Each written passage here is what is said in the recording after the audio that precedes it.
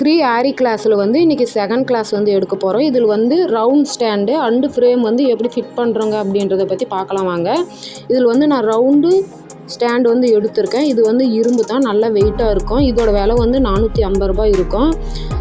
ஃப்ரேமும் சேர்த்து சொல்கிறேன் நான். இப்போ வந்து இதில் வந்து சென்ட்ரல் கரை வந்து ஃபஸ்ட்டு வாங்கினோடனே சென்ட்ரல் கரை நெட்டை வந்து லூஸ் பண்ணி அதுக்கு உள்பக்கமாக இருக்கிற நெட்டு லூஸ் பண்ணிவிட்டு நம்ம ஏற்கனவே நம்மக்கிட்ட இருக்கிற 16 இன்ச்சு வந்து ஃப்ரேமை வந்து அதில் வந்து கரெக்டாக ஃபிட்டிங்காக உட்காருதான்னு பார்த்துக்கணும். ஏன்னு கேட்டிங்கன்னா நம்ம எல்லாத்தையும் ஃபிட் பண்ணிட்ட அப்புறம் அது வந்து டைட் பண்ணிட்டு இருந்தால் கொஞ்சம் நம்மளுக்கு இடைஞ்சலாக இருக்கும். அதனால தான் ஃபஸ்ட்டே வந்து நம்ம வந்து ஃபஸ்ட்டு வந்து ரிங்கை வந்து கரெக்டாக நம்ம ஃப்ரேமுக்கு தகுந்த சைஸ்க்கு வந்து நம்ம பண்ணிக்கணும். அது வந்து எப்படி கண்டுபிடிக்கிறதுனா, நம்ம ஃப்ரேம் அதில் வந்து டிப் பண்ணிவிட்டு அது வந்து ஃப்ரேமை மட்டும் தூக்கி நம்ம எடுக்கும்போது அது வந்து கீழே நகரக்கூடாது. கீழே வந்து விழாமல் நல்லா டைட்டாக க்ரிப்பாக பிடிச்சிச்சின்னா கரெக்டாக நம்ம நெட்டு வந்து டைட் பண்ணி ஃபிட் பண்ணிட்டோம்னு அர்த்தம். இப்போ வந்து ஃப்ரேமை வந்து அதுலேருந்து எடுத்துட்டு நெக்ஸ்ட்டு வந்து நம்மளுக்கு வந்து 4 வந்து கால் கொடுத்துருப்பாங்க ஸ்டாண்டு வந்து ஸ்ட்ரெயிட்டாக நிற்கிறதுக்கு. இந்த ஸ்டாண்டு வந்து ரொம்ப கம்ஃபர்டபுளாக இருக்கும். இந்த ரிங்கு மட்டும்தான் வெயிட்டாக இருக்கும். இது கொஞ்சம் வெயிட்லெஸ்ஸாக தான் இருக்கும். அதனால் இது வந்து குவாலிட்டி இல்லைன்னு நினச்சிடாதீங்க, நல்ல குவாலிட்டி தான். இதில் வந்து மேலே வந்து கேப் இருக்குங்க இல்லையா, 1 இன்ச் அளவு, அந்த இன்ச்சு அளவு வந்து தான் நம்ம வந்து ஃப்ரேம் செட் பண்ணுறோங்க. அது நல்லா திருப்பி வந்து அடியில் மேலே நெட்டு போட்டு அடியில் வந்து அந்த காலை விட்டு நல்லா டைட் பண்ணிக்கணும். சுற்றியும் அதே மாதிரி பண்ணிக்கணும். இதில் என்ன ஒரு நம்மளுக்கு பெனிஃபிட்டுன்னு கேட்டிங்கன்னா, எங்கே வேணால் எடுத்துகிட்டு போகலாம். பிகினர்ஸ்க்கெல்லாம் இது வந்து ரொம்ப யூஸ்ஃபுல்லாக இருக்கும். நம்ம வந்து ஃபஸ்ட் டைம் வந்து நம்ம ஸ்டிச்சஸ் போட கற்றுக்குறோங்கன்னா இது வந்து ரொம்ப கம்ஃபர்டபுளாக இருக்கும். அதுக்காக தான் சொன்னேன்.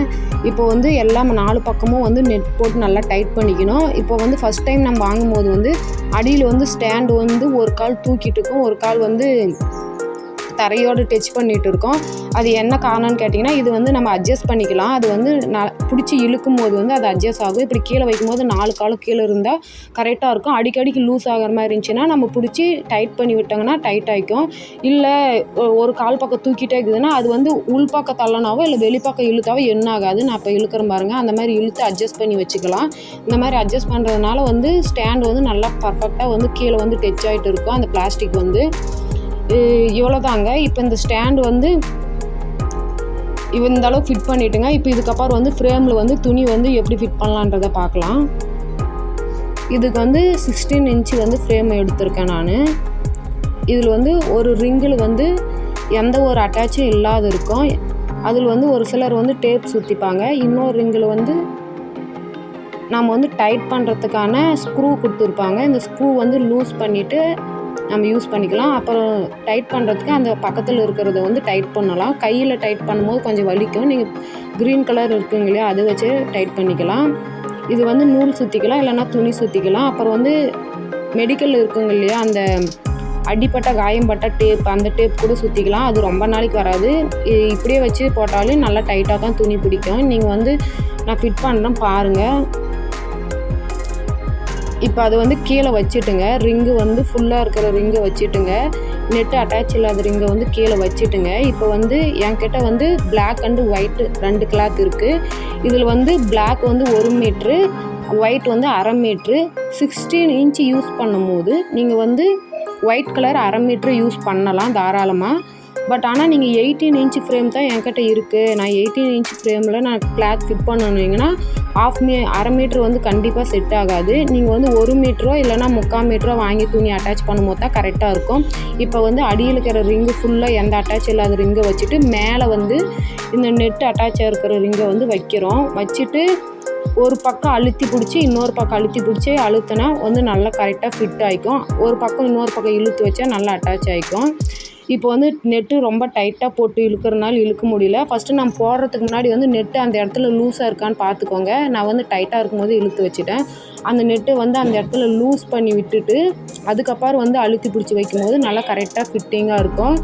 இதில் ஒரு முக்கியமான விஷயம் என்னன்னு கேட்டிங்கன்னா, துணி வந்து 2 பக்கமும் 4 பக்கமும் எந்த அளவுக்கு நம்ம துணி இடம் விட்டு ஃபிட் பண்ணுறாங்கன்னு பார்த்துக்கோங்க.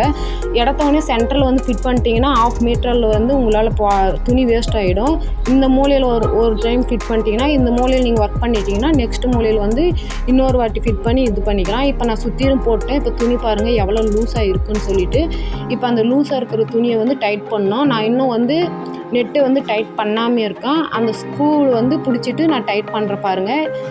ஒரு சில ஃப்ரேமில் வந்து ரைட்டு இருக்கும், ஒரு சில ஃப்ரேமில் வந்து லெஃப்ட் இருக்கும். அது ஏன்னு கேட்டிங்கன்னா நம்ம திருப்பி போடுறத பொறுத்து தான் அது எந்த பக்கம் டைட் ஆகுதுன்னு தெரியும். நம்ம அது வந்து திருப்பி பார்க்கும்போது நம்மளுக்கு கண்டிப்பாக தெரியும். நான் இப்போ ஓரளவுக்கு டைட் பண்ணிட்டேன். ஃபுல்லாக டைட் பண்ணலை. ஃபுல்லாக டைட் பண்ணிட்டு இழுத்திங்கன்னா ஃப்ரேம் பிடுங்கிட்டு வந்துடும்.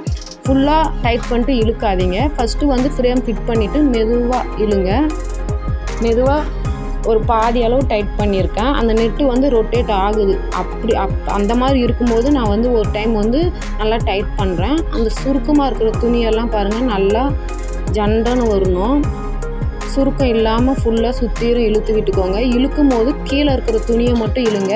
ரொம்ப ஃபோர்ஸ் கொடுத்து இழுக்காதீங்க. ஸ்ட்ரெயிட்டாக இழுக்காதீங்க துணியை. இப்படி ஒரு சைடாக ஸ்லாண்டிங்காக துணியை வந்து லைட்டாக இழுக்கும் போது டைட்டாகும், பிடுங்கிட்டு வராது மேலே இருக்கிற ஃப்ரேமு. இப்போ ஓரளவுக்கு நான் டைட் பண்ணியிருக்கேன். இப்போ இன்னும் பாதி வந்து நெட்டை நான் இன்னும் டைட் பண்ணாமல் இருக்கேன். ஏன்னா அந்த திருகி வந்து இன்னும் ரொட்டேட் ஆகிட்டே இருக்குது. அது நல்லா டைட் ஆகிற அளவுக்கு செகண்ட் டைம் வந்து நான் திரும்பவும் ரொட்டேட் பண்ணுறேன். நல்லா ரொட்டேட் பண்ணுறேன் பாருங்கள். அது வந்து திருகவே முடியல அப்படின்ற ஸ்டேஜில் விட்டுட்டு திரும்பவும் ஒன்ஸ் வந்து அகைன் அதே மாதிரி வந்து திரும்பவும் துணியை வந்து இழுத்து விடணும். ஏன்னா கொஞ்சம் லைட்டாக லூஸாக இருக்கிறது கூட நீங்கள் திரும்பவும் இழுத்து விடும்போது ரொம்ப டைட்டாகிடும். நம்ம வந்து எவ்வளோக்கு எவ்வளோ வந்து கிளாத் வந்து பர்ஃபெக்டாக அட்டாச் பண்ணுறாங்கன்னா அவ்வளோக்கு அவ்வளோ வந்து நீடியில் குட்டி நம்ம எடுக்கும்போது சூப்பராக வரும். டைட்டாக இருக்கும்போது மட்டும்தான் நம்மளால் வந்து ஸ்பீடும் மெயின்டைன் பண்ண முடியும். நம்மளுக்கு நல்லா வரும். தையல் வந்து நூல் வந்து நல்லா மாட்டி அடுத்தடுத்துன்னு வரும். கொஞ்சம் லூஸாக இருந்தால் கூட நூலை வந்து அடியிலேருந்து எடுக்கிறதுக்கு ரொம்ப கஷ்டமாக இருக்கும். திரும்பவும் நான் சுற்றிலும் வந்து நல்லா டைட்டாக இழுத்துட்டேன். இப்போ பாருங்கள், ஃபஸ்ட்டு இருந்ததுக்கும் இப்போ இருந்ததுக்கும் ரொம்ப நல்லா கிளியராக இருக்குது இல்லைங்களா? ஃபஸ்ட்டு பார்த்தப்போ துணி வந்து சுருக்கமாக இருந்தது இல்லைங்களா? நல்லா டைட்டாக இழுத்துட்டேன். இப்போ அது வந்து நல்லா தட்டும் போது நல்லா சவுண்டு வந்தது. உங்களுக்கு சவுண்டு கேட்கல. நான் நல்லா டைட்டாக இருந்து இப்போ பின்னாடி பக்கம் வந்து துணியை எடுத்துகிட்டு நான் ஏற்கனவே ஃபிட் பண்ணி வச்சுங்கிற ஸ்டாண்டில் வந்து இதை வந்து ஃபிட் பண்ண போகிறோம். அது மேலே அப்படியே வச்சுட்டு ஃப்ரேமுக்கு எப்படி நம்ம ஃபிட் பண்ணாங்களோ ஒரு பக்கம் இழுத்து வச்சு இன்னொரு பக்கம் அழுத்தி பிடிச்சி இழுத்தாங்களோ அதே மாதிரி தான் இதுவும் மேலே வச்சு ஃபஸ்ட்டு ஒரு பக்கம் அடுத்தது இன்னொரு பக்கம் இழுத்து அடுத்தது ஒரு 4 பக்கம் மூளை இருக்குன்னா 4 பக்கம் மூலையும் ஃபஸ்ட்டு ஒரு பக்கம் அட்டாச் பண்ணிக்கணும். இதில் மெயினாக என்னென்னு பார்த்தீங்கன்னா இந்த அடியில் இருக்கிற நெட்டும் மேலே இருக்கிற நெட்டும் ஒரே பக்கம் வர மாதிரி வச்சுக்கிட்டால் நம்மளுக்கு டிசைன் போடுறது கரெக்டாக இருக்கும். இந்த நெட்டு வேறு ஒரு பக்கம் இருந்து இந்த நெட்டு வேறு பக்கம் இருந்தாலும் நம்ம நூல் போடும்போது அடியில் வந்து இது இடிக்கிற மாதிரி இருக்கும். மேலே வந்து இந்த திருகி அந்த க்ரீன் கலர் திருகியில் வந்து நூல் மாட்டோம். அதுக்கு தகுந்த மாதிரி இது ரெண்டும் ஒரே பக்கம் வர மாதிரி அந்த பக்கம் நம்ம யூஸ் பண்ணாத மாதிரி அது ஒரு மூலையில் போட்டுருங்க தள்ளி. இப்போ போட்டு நான் ஃபிட் பண்ணுறேன் பாருங்கள். கொஞ்சம் லூஸாக இருந்ததுன்னா கூட நம்ம வந்து ஸ்டாண்டில் ஃபிட் பண்ணும்போது டைட்டாக ஆகிடும். இப்போ நான் ஃபிட் பண்ணிட்டு பாருங்கள், டைட்டாக ஆகிடுச்சு. அது டைட் வந்து அந்த ஸ்டாண்ட்லேயே தெரிஞ்சு பாருங்கள் அந்த இரும்பு எந்த அளவுக்கு டைட்டாக இருக்குன்னு. நான் தட்டுறேன் பாருங்கள், கொஞ்சம் கூட குழி ஆகலை. விரலை வச்சு நல்லா குத்தினா கூட டைட்டாக ஆகலை. நல்லா ஷார்ப்பாக பர்ஃபெக்டாக பண்ணியாச்சு. இது வந்து ரொம்ப டைட்டாக இருக்குது. இது போல் தான் ஃப்ரேம் வந்து ஃபிட் பண்ணணும். இப்போ வந்து ஃபிட்டிங் முடிஞ்சிருச்சு.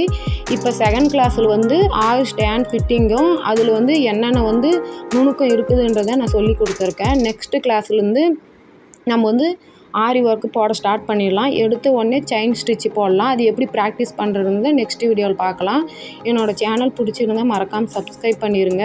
ஒரு சிஸ்டர் வந்து ஃபஸ்ட் கிளாஸ் வீடியோவில் வந்து என்ன சொல்லியிருந்தாங்கன்னா ரொம்ப ஸ்பீடாக சொல்கிறீங்க அப்படின்னு சொல்லிட்டு இருந்தாங்க. அது என்னோடய நேச்சர். இதுக்கப்புறம் நான் போக பொறுமையாக சொல்லிக் கொடுக்க கற்றுக்கிறேன். ஏதாச்சும் நிறை குறை இருந்தால் மறக்காமல் கமெண்ட் பண்ணுங்கள். அப்போ தான் என்னால் வந்து மாற்றிக்க முடியும். ஏன்னா நான் இப்போ தான் ஃபஸ்ட் டைம் வந்து இந்த மாதிரி ஃபோனில் எடுக்கிறேன். அதுக்கு தான் சொல்கிறேன். ஏதாவது தெரியாமல் தப்பாக பேசியிருந்தால் மன்னிச்சிக்கோங்க. தேங்க்யூ.